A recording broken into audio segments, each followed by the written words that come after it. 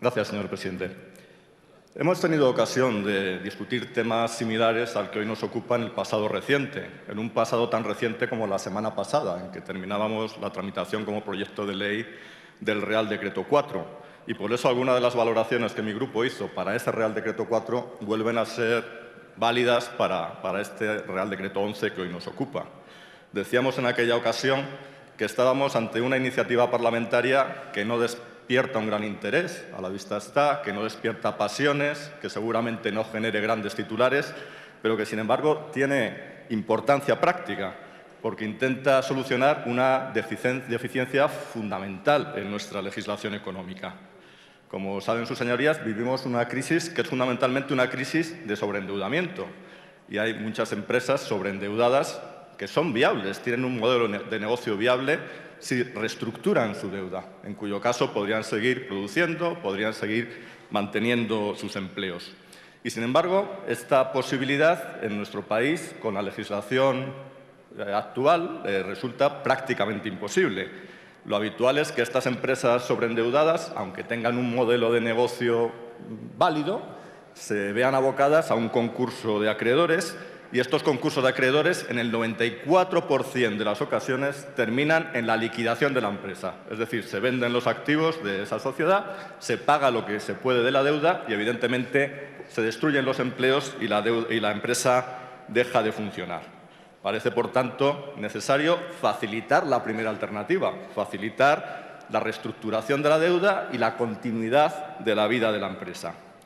Eso lo intentó el Real Decreto 4 en la fase preconcursal y lo intenta este Real Decreto 11, que es un complemento del anterior, en la fase concursal. Lo que hace este Real Decreto 11 es aplicar a la fase concursal una filosofía similar que se aplicaba antes a la fase preconcursal.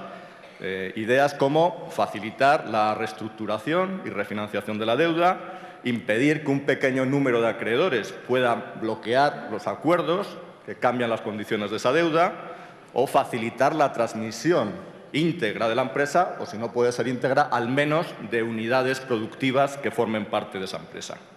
Por tanto, nuestra valoración de este Real Decreto, como del Real Decreto 4, es favorable, lo vamos a votar positivamente. Pero también, como en aquella ocasión, es un apoyo crítico el que tenemos que dar, es un apoyo que requiere matizaciones.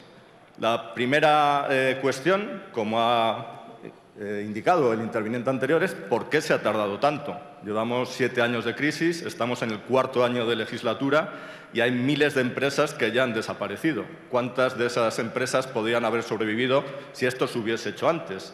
Una y otra vez tenemos la sensación, en términos legislativos, que ponemos el tapón en la botella cuando buena parte de la leche ya se ha derramado. ¿Por qué hemos esperado tanto? Segunda cuestión. ¿Por qué la técnica legislativa es tan inadecuada? Vemos un Real Decreto tras otro Real Decreto. Vemos un cambio en la ley concursal tras otro cambio en la ley concursal. ¿No se podría haber abordado esto globalmente, en conjunto? Creemos que habría sido más conveniente y que, en cualquier caso, a estas alturas, lo mínimo que podemos pedir es que se haga un texto refundido de la ley concursal, que está siendo continua y espasmódicamente modificada. Y la tercera cuestión, y tal vez la más de fondo, también algún interviniente anterior lo comentaba, ¿por qué no se puede aplicar la misma lógica que aplicamos a las empresas a las personas físicas? Aquí estamos hablando de empresas, de sociedades, pero ¿por qué no aplicar esta misma lógica de corrección del sobreendeudamiento a las personas físicas? Y cuando hablamos de personas físicas, también estamos hablando de actividad económica. En nuestro país hay más de 3 millones de pymes, y la mitad de estas pymes son personas físicas, no son sociedades, y por tanto no se ven beneficiadas por esta legislación. Y no solo estamos hablando de autónomos, de pymes, estamos hablando también de familias sobreendeudadas. La crisis que padecemos tuvo su origen en una burbuja inmobiliaria y hubo muchas familias que compraron una vivienda a esos precios sobrevalorados, firmaron una hipoteca con la vivienda como garantía y después perdieron su empleo, la vivienda cayó de precio y no pudieron hacer frente a sus hipotecas. Esas viviendas se malvendieron y estas personas se quedaron sin su casa y, además, con unas deudas pendientes importantes. ¿Qué les sucede a estas personas? Que cualquier ingreso futuro que logren se les va a embargar para el pago de esa deuda. Se les condena a la exclusión social, se les condena a la economía sumergida. Lo draconiano de esta legislación hipotecaria, además, se refleja en el propio Real Decreto que hoy nos ocupa, porque hay una disposición, la disposición final tercera, que corrige algunos aspectos de esta legislación por una sentencia del Tribunal de Justicia de la Unión Europea. Y en el caso que dio origen a esta sentencia, nos encontramos con una persona que pagaba unos intereses de demora del 18%, que tenía una hipoteca que si impagaba una sola cuota se le pedía la restitución del total del crédito. Es decir, que las personas sobreendeudadas, sin vivienda y con una deuda pendiente, estaban sujetas a esta legislación draconiana que la propia Unión Europea está poniendo en cuestión. Por eso mi grupo lleva proponiendo desde el inicio de la legislatura una ley de segunda oportunidad para las personas físicas. Hablaba el señor Azpiazu de la semana pasada. Mi grupo, la primera proposición de ley que presentó en esta legislatura, la primera que pudimos presentar, fue una ley de segunda oportunidad que pedía precisamente esto, aplicar la lógica empresarial a las personas físicas. También lo presentamos en nuestras enmiendas al Real Decreto 4. Y lo hemos comentado en más de una ocasión. Cuando hablamos de esto, habrá oyentes que pensarán que esto es una propuesta de ultraizquierda, porque se habla de condonación de deudas en casos excepcionales, en vez de reestructuración.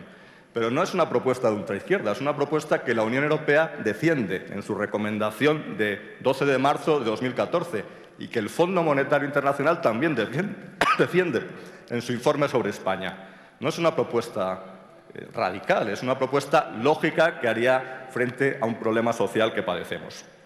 En conjunto, en cualquier caso, y como decía al inicio de mi intervención, creemos que este Real Decreto 11, con todos sus defectos o todas las críticas que podamos hacerle, mejora, por parcialmente que sea, la situación actual.